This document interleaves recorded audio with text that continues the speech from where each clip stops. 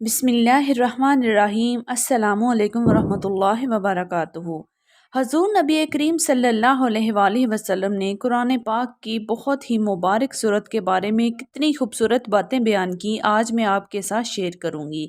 حضور نبی کریم صلی اللہ علیہ وآلہ وسلم نے فرمایا، قسم ہے مجھے اس ذات کی جس کے قبضہ قدرت میں میری جان ہے۔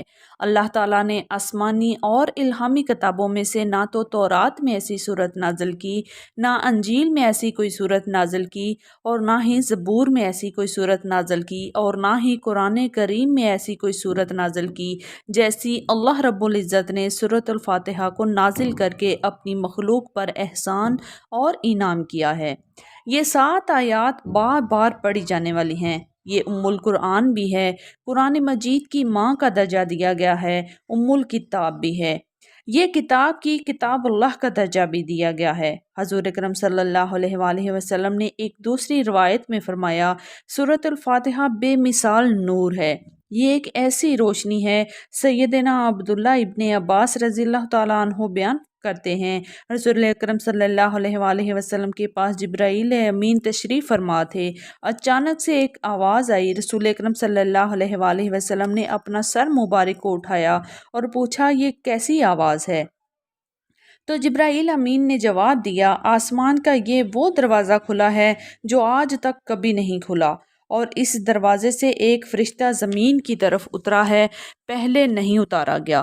یہ فرشتہ آج ہی اسے اترنے کا حکم دیا گیا، اور اس فرشتے نے اتر کر سلام کہا، اے اللہ کے محبوب، آپ کے لیے 2 روشنیاں اور 2 نوروں کے ساتھ آپ کو خوشخبری دینے آیا ہوں، ایسا نور جو آج سے پہلے کبھی کسی نبی کو نہیں دیے گئے۔ ایک سورۃ الفاتحہ ہے اور سورۃ البقرہ کی آخری 2 آیات ہیں۔ صحیح بخاری کی حدیث ہے، حضور اکرم صلی اللہ علیہ وآلہ وسلم نے اس سورت کی عظمت کو بیان کرتے ہوئے صحابہ اکرام سے فرمایا، سورۃ البقرہ کی آخری 2 آیات اور سورۃ الفاتحہ کے ایک ایک حرف کے بدلے اللہ رب العزت عنایتیں کرتے ہیں۔ صحیح بخاری کی روایت ہے کہ جب صحابہ کرام بنی سلیم کے قبیلے میں پہنچے، جب پتہ چلا کہ ایک آنے والی عورت نے بتایا، ہمارے قبیلے کے سردار کو بچھو نے کاٹ لیا ہے، کیا آپ کے پاس کوئی ایسا شخص ہے جو دم کر سکتا ہو؟ تو ایک صحابی نے صرف سورۃ الفاتحہ کی تلاوت کی اور دم کر دیا، تو وہ آدمی ایسے شفا کی طرف چلا گیا جیسے کوئی گرہ باندھی ہو اور کھول دی جائے۔ رسول اللہ صلی اللہ علیہ وآلہ وسلم کے صحابہ نے کہا کہ جب تک بات نہ ہو جائے، یہ جو انہوں نے 30 بکریاں جو بطور عزو دیا ہے، تب تک بات نہیں کریں گے۔ جب رسول اللہ صلی اللہ علیہ وآلہ وسلم تک یہ بات پہنچی تو آپ صلی اللہ علیہ وآلہ وسلم نے فرمایا، معلوم نہیں آپ لوگوں کو، اللہ رب العزت نے اس سورت کو شفا بنا کے، اس سورت کو دم بنا کے نازل کیا ہے۔ سورۃ الفاتحہ یہ عظیم ترین سورت ہے۔ رسول اللہ صلی اللہ علیہ وآلہ وسلم کے صحابی سیدنا سعید ابن ابی مولا بیان کرتے ہیں، اللہ کے رسول صلی اللہ علیہ وسلم میرے پاس سے گزرے، میں نماز پڑھ رہا تھا، مجھے انہوں نے آواز دی، میں نے سلام پھیرا، اور سلام پھیرنے کے بعد اللہ کے رسول کی خدمت میں حاضر ہوا۔ آپ نے فرمایا، میں نے آپ کو آواز دی، آپ نے اللہ کا یہ کلام نہیں سنا؟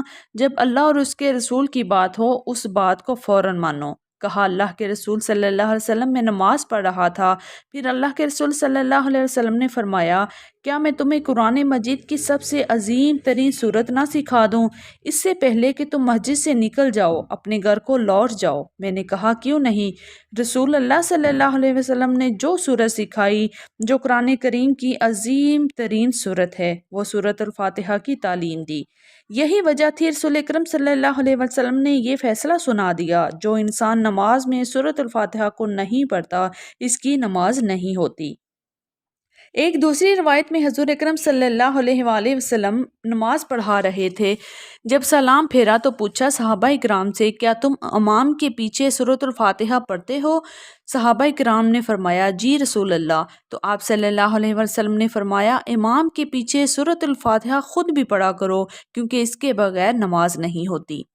رسول اللہ صلی اللہ علیہ وآلہ وسلم نے فرمایا، سب سے بڑی کتاب تورات تھی، اس کے بدلے اللہ رب العزت نے مجھے سورۃ الفاتحہ عطا کر دی، 7 آیات، صرف 7 آیات۔ حضرت علی رضی اللہ تعالیٰ عنہ بیان فرماتے ہیں، اگر میں سورۃ الفاتحہ کی تفسیر کروں تو 70 اونٹوں پہ لادی جائے گی۔ سبحان اللہ، آسمان سے جتنی بھی کتابیں اتری ان کا خلاصہ قرآن ہے، جبکہ قرآن کا خلاصہ سورۃ الفاتحہ ہے، اور سورۃ الفاتحہ کا خلاصہ ہے ایاک نعبد و ایاک نستعین، یا اللہ صرف تیری بندگی اور صرف تجھی سے مانگنا ہے۔ اپنی ہر حاجت میں، ہر تکلیف میں اللہ کے آگے رجوع کریں، اور سورۃ الفاتحہ جیسی عظیم سورت کے واسطے سے اپنے اللہ کو راضی کریں اور اپنی مرادیں پائیں۔ اللہ رب العزت ہمیں معاف فرمائے اور نیکی کی توفیق دے، آمین یا رب العالمین۔ ناظرین، میری ویڈیو اچھی لگی ہو تو پلیز میرے چینل کو سبسکرائب کر دیں، ویڈیو کو لائک کر دیں اور شیئر کر دیں۔ اپنا بہت خیال رکھیں، اللہ حافظ۔